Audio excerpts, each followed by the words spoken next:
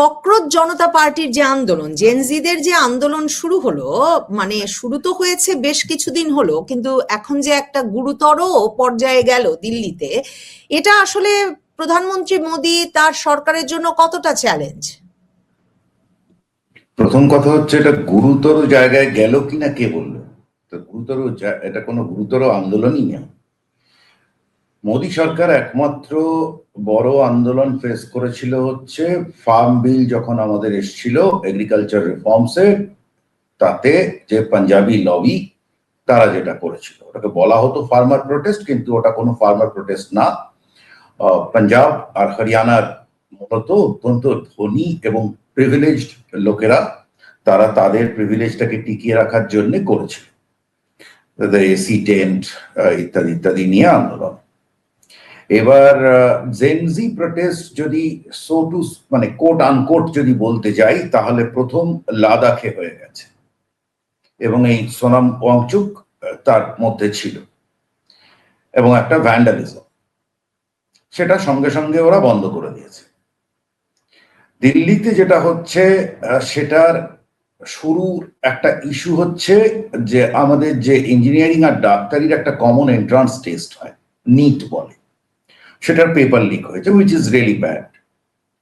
তো পেপার তারপরে আবার রিটেস্ট হয়েছে ইত্যাদি, এইটাকে ধরে ওরা ঢুকলো, এবং ঢোকার পর এখন ওটা আমরা সবাই জানতাম যে ওটা কোন দিকে যাবে। এই দিল্লিতে যা হয়েছে এটা একটা সোশ্যাল মিডিয়ার মাধ্যমে আপনি ফুরানো ফাপানো একটা দেখছেন, এবং আমি গতকাল থেকেই দেখছি বাংলাদেশে একটা হইচই চলছে। আমি কলকাতায় আছি, আমি কলকাতারও 4টে ক্লিপ দেখলাম, গড়িয়াহাটে 4জন লাফাচ্ছে।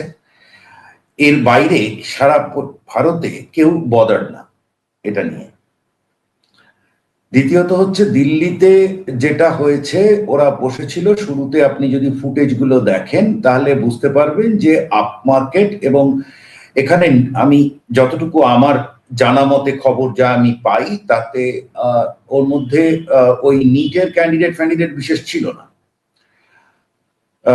যেটা হচ্ছে এই হিউম্যানিটিজের ছেলেপিলে তারা গিয়ে ওখানে এক ধরনের করছিল, ঠিক আছে, fashionable, I have nothing to say about that. এবং কালকে যখন পুলিশ পুরো ব্যাপারটা হতে দিয়েছে এতদিন ধরে, ওকে চেঁচামেচি ওরা করছে, কারণ কিছু তো একটা থাকবে পদ্ধতিগতভাবে যখন আমি করব কোনো কাজ।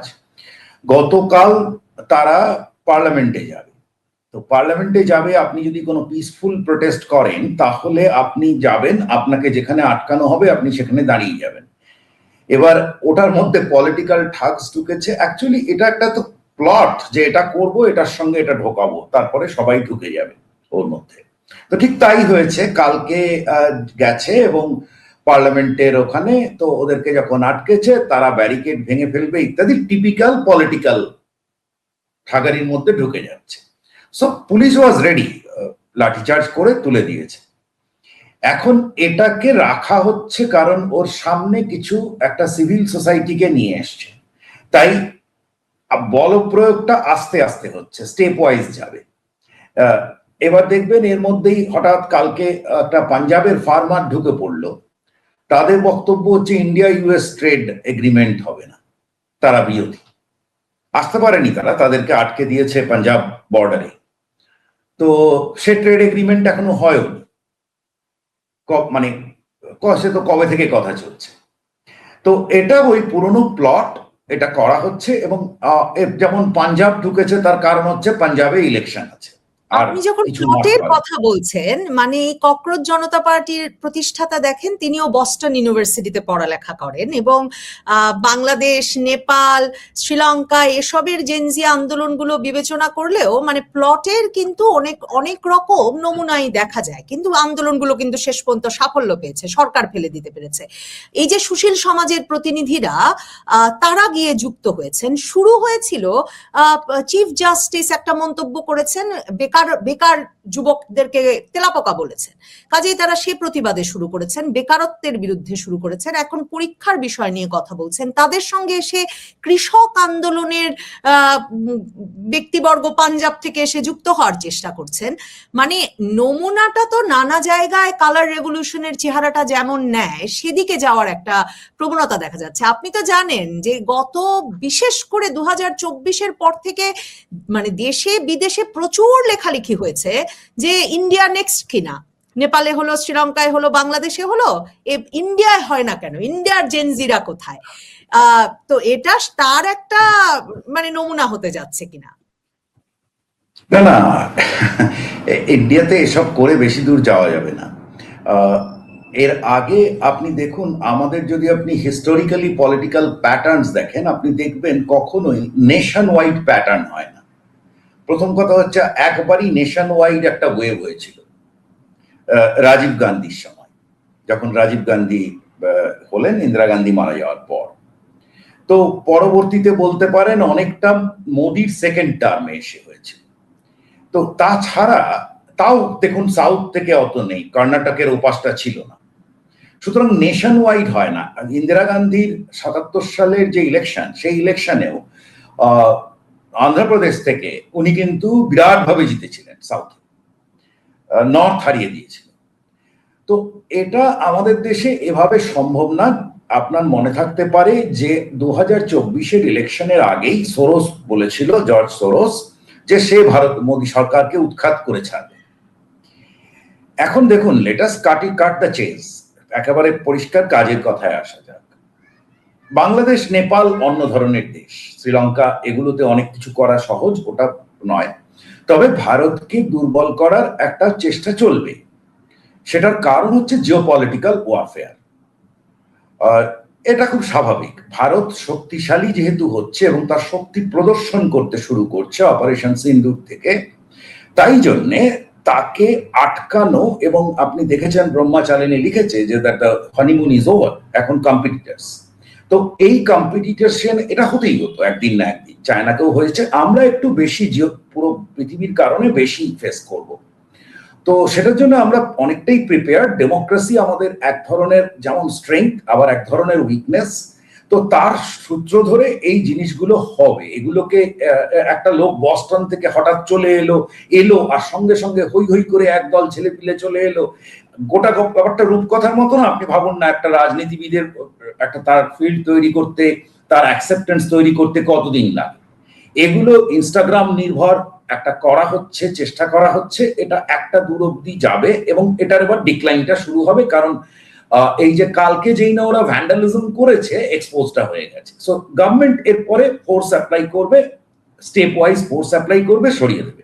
ও বেশি দূর যেতে পারবে না। এটা ইনস্টাগ্রামকে আপনি ছোট করে দেখলেন বটে, কিন্তু আমি এখন মনে করতে পারছি না, মানে আমাদের তো বয়স হয়ে গেছে, যে নেপালে এমন এক অ্যাপ ব্যবহার করে আরেক বিদেশ থেকে আসা ব্যক্তি এমন আন্দোলন তো করলেন, সরকার তো নেমে পড়লো। এবং মানে এই ঘটনাগুলো এভাবে ঘটতে পারে এবং দাবিগুলো বদলে যায়, এবং ওই যে নানা শহরে নানা সময় তখন এসব পার্টির নাম দিয়ে ছড়িয়ে পড়তে পারে। সেটা তো বোধহয় বিজেপি সরকারও একরকমের আঁচ করতে পারছেন। এবং আপনি যে বলছেন জর্জ সোরস আছেন, কিংবা ভারতের শক্তিমত্তা কমিয়ে আনতে একরকমের জিওপলিটিক্যাল চেষ্টা শুরু হয়েছে, ব্রহ্মাচারিণীর মতো লোক লিখছেন সেটা, সেসব কারণে মোদী সরকারও তো সাড়া দিল অবশেষে।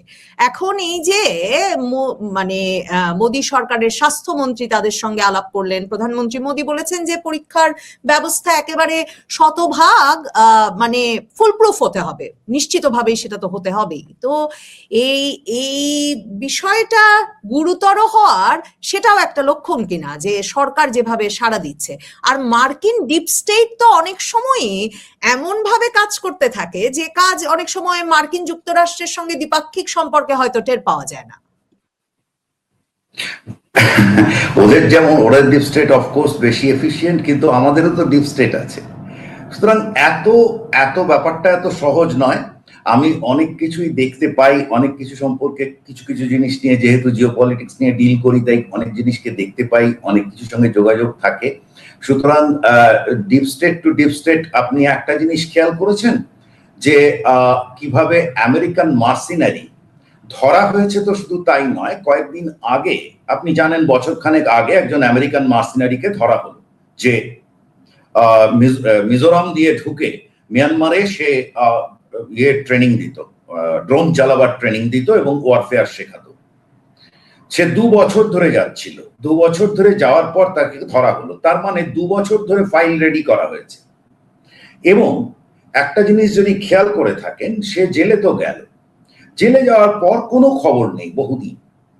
হঠাৎ কিছুদিন আগে একটা ছবি সারফেস করলো যে সেই ভদ্রলোকের ভীষণ খাবার অসুবিধে এবং সে চায় যে কি যেন খাবার টাবার আনাবে, সেইটা খেয়ে তিহারে তার খাওয়ার পছন্দ হচ্ছে না।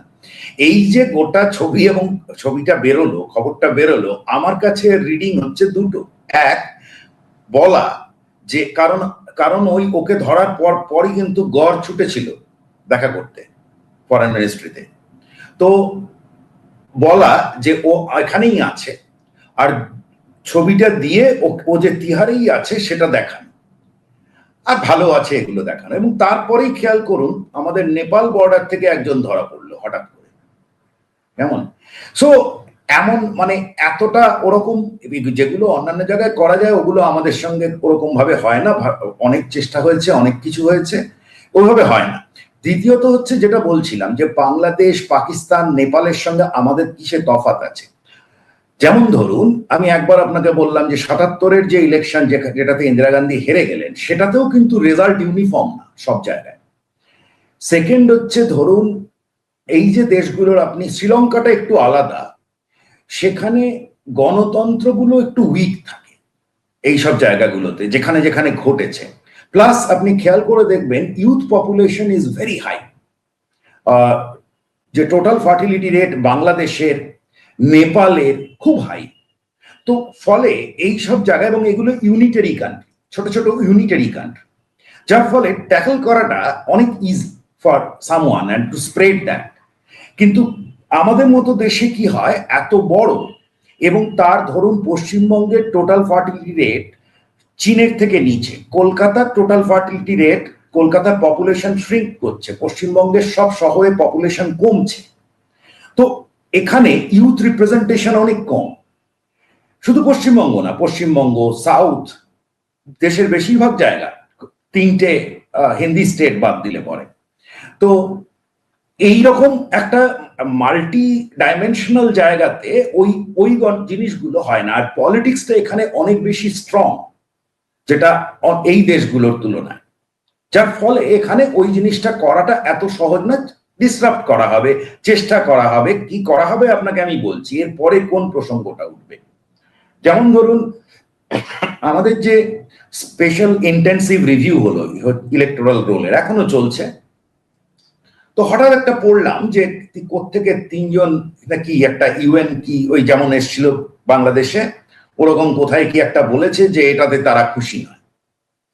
এখন ব্যাপারটা হচ্ছে, তারা খুশি হোক আর না হোক আমাদের আর কিছু এসে যায় না।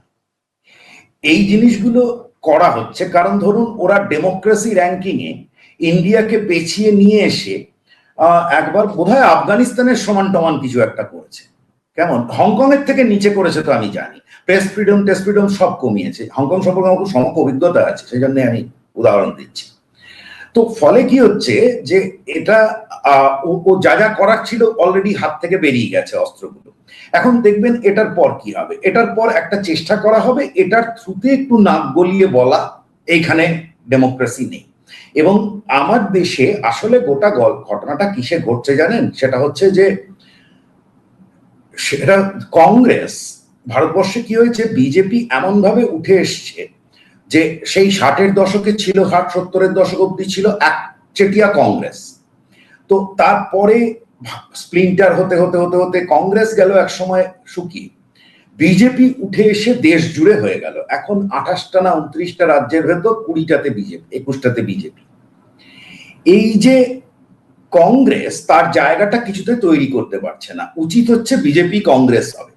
কংগ্রেসের রাজনীতি, অপোজিশন রাজনীতিটা যেহেতু খারাপ হয়ে গেছে, যার ফলে অপোজিশন রাজনীতি এই ধরনের আনকনস্টিটিউশনাল ফোর্সের ওপর ডিপেন্ড করছে। এবং আমি সরাসরি কংগ্রেসকে দোষ দিচ্ছি। আপনার মনে থাকতে পারে যে কানাইয়া কুমার এবং যেটাকে আমাদের এখানে লুজলি বলা হয় টুকরে টুকরে গ্যাং, কেমন, তো সেই জেএনইউ থেকে আপনি দেখবেন এরা এন্ড করলো কোথায়? কংগ্রেসে। কংগ্রেস ভারতবর্ষের সব থেকে পুরনো ন্যাশনালিস্ট দল। এই জায়গাটা থেকে যদি একটু বাংলাদেশে যাই, যে সত্যি তো মানে আমরা যখন বড় হয়েছি কংগ্রেসই ভারতের একমাত্র দল, মানে মানে সেটাই মানে সারা ভারত সর্বভারতীয় একমাত্র দল, সেখান থেকে কংগ্রেসের আসলে কোনো পরিসরই আর বাকি নাই। এরকম একটা পরিস্থিতিতে আপনি বলছেন আসলে মানে ভারতের গণতান্ত্রিক পরিস্থিতিটাতেও সেটার একটা চাপ পড়ছে যে একটা সক্রিয় বিরোধী দল নাই। সেটা যেমন এসব আন্দোলনে একটা খুব গুরুতর ভূমিকা নিয়ে ফেলতে পারে বা প্রভাব ফেলতে পারে, সেটার কথা আপনি বলছিলেন।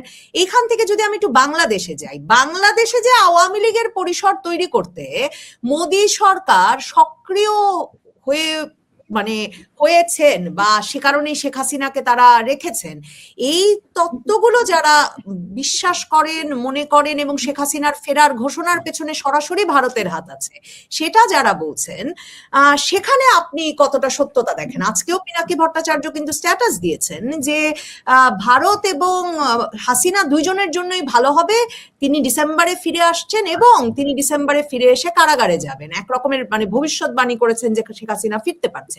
শেখ হাসিনা তো নিশ্চয়ই ভারতের সমর্থন ছাড়া এমন একটা ঘোষণা দেন নাই।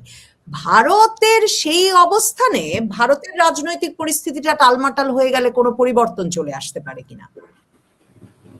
না না, প্রথম মানে সামহাউ আমি জানি না বাংলাদেশে বা কোথাও একটা বিশ্বাস আছে যে টালমাটাল হয়ে যাবে। আমাদের মানে আমাদের এখানে বিশ্বাস করুন, আমাদের এখানে এটা নিয়ে আমরা শুরু থেকেই কনসার্ন থাকবো, কি হচ্ছে না সেটা অন্য প্রশ্ন, কিন্তু এটা নিয়ে কোনো টালমাটাল হওয়ার কোনো পরিস্থিতিই নেই।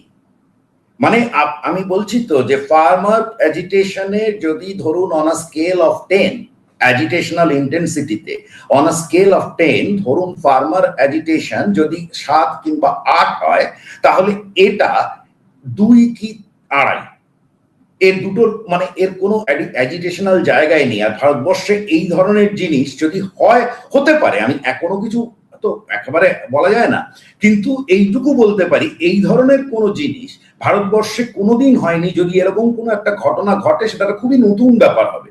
ভারতের অতীত যত রকমের পলিটিক্যাল ট্রেন্ডস আছে, যা যা হিউম্যান ইন্ডিকেটার্স আছে, সব কটাকে ডিফাই করতে হবে। So back to the topic, এবং এখানে একটা পরিষ্কার পরিচ্ছন্ন ইলেকশন হয় সবকিছু করে, এখানে কেউ জোর করে ক্ষমতায় থাকে না। সুতরাং আমি যেটা অপোজিশন সম্পর্কে বলেছি, সেটা অপোজিশন যে তারা যে পলিটিক্সটা করবে সেই এটা তাদের অযোগ্যতা, যার ফলে অপোজিশন আনকনস্টিটিউশনাল ফোর্সকে দিয়ে দিচ্ছে গিয়ে ওই ওই ওর মধ্যে ওই কি নাম ককরোচ পার্টির মধ্যে তারা ঢুকে পড়ছে, হুইচ ইজ মানে এটা ফালতু। যে তোমার নিজের ক্ষমতা নেই, তুমি অন্য ভাড়াটে গুন্ডা করে তুমি করতে যাচ্ছ। এবার এখানের সঙ্গে বাংলাদেশে কি হবে অ্যাবাউট হাসিনা এবং ইন্ডিয়া? প্রথম কথা হচ্ছে বাংলাদেশ দুটো দেশ, সরাসরি দুটো দেশ। আমি অনেক দিন ধরে ট্র্যাক করেছি এবং আমার ধারণা 15 বছর 10 বছর আগেও একটু অন্যরকম ছিল, যে না এখানে ইকোনমিক ডেভেলপমেন্ট হবে এবং দেশটা তৈরি হবে, নেশন বিল্ডিং হবে ইত্যাদি। আমি এখন খুব কনফিডেন্ট এটা একটা দেশই নয়, এটা দুটো দেশ। কেমন, এর নেশন বিল্ডিংই হয়নি, এটা হওয়ার অসম্ভব ব্যাপার। আমি আজকেও একটা ক্লিপ দেখছিলাম যেখানে একজন বলছেন যে আমরা যদি পাকিস্তানের সঙ্গে থাকতাম তাহলে কত সুবিধে হতো। এখন আমাদের এখানে কেউ ওপেনলি এসে আমরা যদি ইংরেজের কলোনি হতাম তাহলে কত সুবিধে হতো যদি বলে, সে গালাগালি খাবেই খাবে। কেমন, তো সুতরাং এমনি মুখের কথায় বলছেন, বাড়িতে বলছেন, সেটা অন্য প্রশ্ন। তো বাংলাদেশ দুটো দেশ, এক দল পাকিস্তানের সঙ্গে যেতে চায়, এক দল পাকিস্তান হতে চায়, আর এক দল হয়তোবা হতে চায় না। কেমন, কারণ এরকম একটা পরিস্থিতি। সেই জায়গা থেকে বাংলাদেশকে ব্যালেন্সে, বাংলাদেশের পলিটিক্যাল ব্যালেন্স রাখতে গেলে পরে আওয়ামী লীগ ছাড়া গতি নেই। আমি কিন্তু আপনাকে আবারও বলছি, 2 বছর আগেও কি 3 বছর আগেও আমি কিন্তু মনে করতাম যে আওয়ামী লীগ কেন, আমরা মানে অন্যান্য যে দলগুলো আছে তাদেরকে দেখা যাক। হ্যাঁ, even I was open to Jamaat. আমার তো কিছু এসে যায় না, আমি তো আউটসাইডার, আমি তো ডিল করব বিজনেসের মতো। কিন্তু আমরা যে 24টা হলো সেটা আমার চোখ খুলে দিল যে বাংলাদেশটা কিন্তু দেশ নয়, এখানে পুরো দুটো ভাগ। তো এইটা যদি হয়, এবার দেশটাকে ভেঙে দুটুকরো করার দায়িত্ব একে তুমি এখানে বসো ওখানে বসো এরকম, এটা তো হতে পারে না। তাহলে এই দেশটা যদি কোন রকম একটা পলিটিক্যাল ব্যালেন্সে থাকতে হয় তাহলে আওয়ামী লীগকে থাকতেই হবে। এবং অফকোর্স আমার যেহেতু লক্ষ্য দেশটা ব্যালেন্সড থাকুক, আমার এটাই লক্ষ্য যে দেশটা মানে মারামারি কাটাকাটি না হোক, এরা একটা জায়গায় থাকুক। মানে আমি বলতে চাইছি একটা আফগানিস্তান হয়ে যাক কি পাকিস্তান যেন না হয়। পাকিস্তান অফকোর্স করতে দেওয়া হোক, মানে আমরা কোনোভাবে করতে দিতে চাইবো না, সব রকম ফোর্স অ্যাপ্লাই হবে যাতে না হয়। তো সুতরাং সেটা করার জন্য এখানে Awami League as a balancing force দরকার। এই অবধি তো যদি দরকার থাকে আর ভারত যদি তাকে ব্যাক করে তাহলে আমার তো কোনো এর মধ্যে কোনো ক্ষতির ব্যাপার নেই, ব্যাক তো করবেই, কেন করবে না। বরং 24 চোখ খুলে দিল যে না, এখানে ওকে রাখতেই হবে, ও সরে গেলেই বিপদ, পুরোটা পড়ে যায় এরা। তার মানে আপনার বিশ্লেষণ বলে যে ভারত এক রকমের সে অবস্থানে, মানে ভারত সরকার রাষ্ট্র হিসেবে সে অবস্থানে, মানে আপনার মতো ভারত সরকার রাষ্ট্রেরও একটা রিয়ালাইজেশন হয়েছে যে রাখতেই হবে। দেখুন, এখন ভারত সরকারের প্রধানমন্ত্রী নরেন্দ্র মোদী আর অমিত শাহ দুজনে মিলে একা ঘরে বসে কি আলোচনা করছেন এর তো আমার কোনো অ্যাক্সেস নেই। তো আপনি ভালো করেই জানেন মোদী ইন্টারভিউ দেন না আর ভোটের সময় কিছু করেন, তাছাড়া উনি করেন না। তো এখন ফলে আমি এটুকু বলতে পারি যে আমার যতদূর আমার যোগ্যতায় আমার যতদূর জানা আছে, আমি সিকিউরিটি এস্টাবলিশমেন্টে ডিপ্লোম্যাটিক এস্টাবলিশমেন্টে আমি যা কথা বলি দেখি, তাতে এটা নিয়ে কোনো সন্দেহ আমি গত 2 বছরে দেখিনি। আমরা টেস্ট করতে ভেবেছিলাম একটা দ্বিমত, ইভেন আপনাকে আমি বলছি এখানে একটা দ্বিমত ছিল that who could be better alternative to, মানে আমাদের এটা অফকোর্স এটা তারা অসম্ভব একটা সত্যি যে একটা দল ক্ষমতায় সারা জীবন থাকতে পারেন, এটা তো বাস্তব। তাহলে অন্য আর কারা? সেক্ষেত্রে এরকমও ছিল, আমি বলছি না কোন দিক থেকে এসছে, যে Jamaat is better than BNP, কেমন?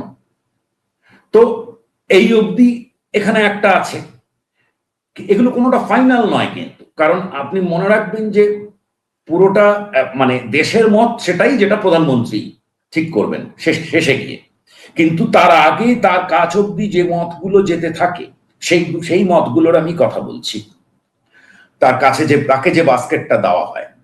তো সেখানে এটাও ছিল যে Jamaat is better than BNP, কেমন?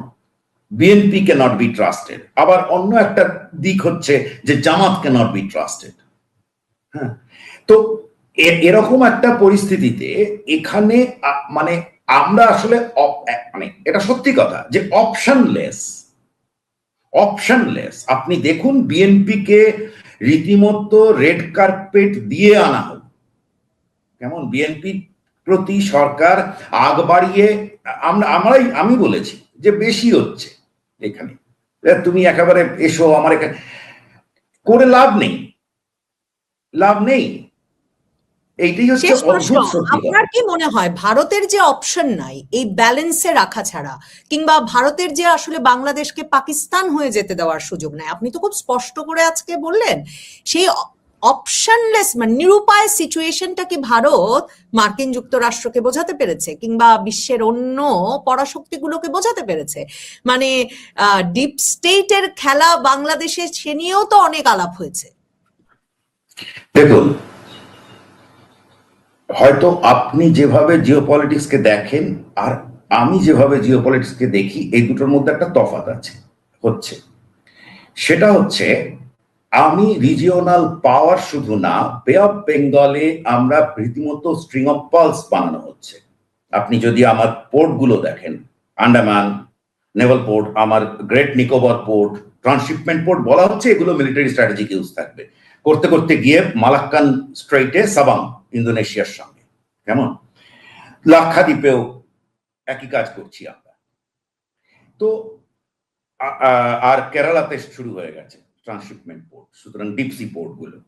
তো এই যে গোটা জিনিসটা হচ্ছে, তার মানে বে অফ বেঙ্গলকে আমরা ম্যাসিভলি প্রোটেক্ট করতে চাইছি মিলিটারি। তো এবার আমেরিকা এসছে, আমেরিকার একটা ইন্টারেস্ট আছে, চায়নারও একটা ইন্টারেস্ট আছে। চায়নার ইন্টারেস্ট কি আছে এটা সবাই জানে, যে মালাক্কান স্ট্রেটটা যেহেতু ইন্ডিয়ার দখলে থাকে ওই জায়গাটা, তাই জন্য এই আরেকটা রাস্তা খোলা, ওদিকে একটা গাদার পোর্ট খুলেছে, ইত্যাদি। এগুলো এলিমেন্টারি। এখন প্রশ্নটা হচ্ছে যে অন্যরা এসে করবে, ভারত এর সঙ্গে ল্যাজুড়ের মতো, একবারে এর সঙ্গে ল্যাজুড়ের মতো, ওর সঙ্গে ল্যাজুড়ের মতো হয়ে চলবে, ব্যাপারটা এরকম নয়। কিন্তু আপনি দেখুন 71 সালে আমরা কিভাবে রাশিয়ার সঙ্গে ডিল মানে এগ্রিমেন্টে চলে এসে এবং আমেরিকার বিরুদ্ধে চলে গেছি। সেটা 71 সালের ভারত করেছে। সে তখন তার পভার্টি লেভেল ছিল 55% প্লাস। কেমন, এটা আরেকটা ভারত। তো এই সুতরাং সে কিন্তু ওভাবে ছাড়বে না, আর সেটা অন্যরাও জানে। এবং সে কারণেই ধরুন ইন্দোনেশিয়া কেন ভারতের সঙ্গে টাই আপ করছে, স্ট্র্যাটেজিক টাই আপ করছে, বা অস্ট্রেলিয়া কেন ভারতের সঙ্গে আসছে, জাপান কেন ভারতের সঙ্গে থাকে। আপনার বাংলাদেশে তো জাপানও খুব ইম্পর্টেন্ট। তো জাপান তো ভারতের সঙ্গে রয়েছে, আপনি দেখুন না কত ইনভেস্টমেন্ট করছে, নর্থ ইস্টে করছে, এখানে করছে। তো ব্যাপারগুলো এভাবে হবে না। সব যে কেউ বললো ওখানে গিয়ে আমি চলে যাব, সে যতই শক্তিমান হোক, কিন্তু এটা আমারও শক্তির জায়গা। তাই জন্যে শেষ অব্দি এখানে দর কষাকষি হতে থাকবে একটা। কেমন, যদি দর কষাকষি না, তাতে ধরুন দর কষাকষিতে হলো না, একটা উদাহরণ দিয়ে আমি আপনার এই গোটা আলোচনাটাকে শেষ করছি। ভারতের শত্রু দেশকে এক কথায় পাকিস্তান, এক কথায়। তো পাকিস্তানকে তো আমেরিকা প্রপ আপ করেছে, প্রচুর টাকা দিয়েছে এক সময়, আফগানিস্তানে যুদ্ধ করো, সেই টাকা দিয়ে পাকিস্তান ভারতে টেরোরিজম করেছে, ওরা চোখ বুজে থেকেছে। এমনকি অপারেশন সিন্দুর অত্যন্ত সাকসেসফুল, তারপরও সেটাকে ন্যারেটিভ চেঞ্জ করছে, কারণ ও F-16টা টেররের এগেনস্টে ব্যবহার করার কথা, সেটা ইন্ডিয়ার এগেনস্টে করেছে। অনেক রকমের গন্ডগোল আছে। কিন্তু দেখুন এত কিছু করে ওদের নিউক্লিয়ার হেড গুলো আমেরিকা প্রোটেকশনে থাকে ওখানে। এত কিছু করে ইন্ডিয়ার মিসাইল মারা বন্ধ করা গেছে কি? যায়নি। পাকিস্তানটা জ্বলছে, বন্ধ হয়েছে। সুতরাং এরকম নয় যে এটা হলে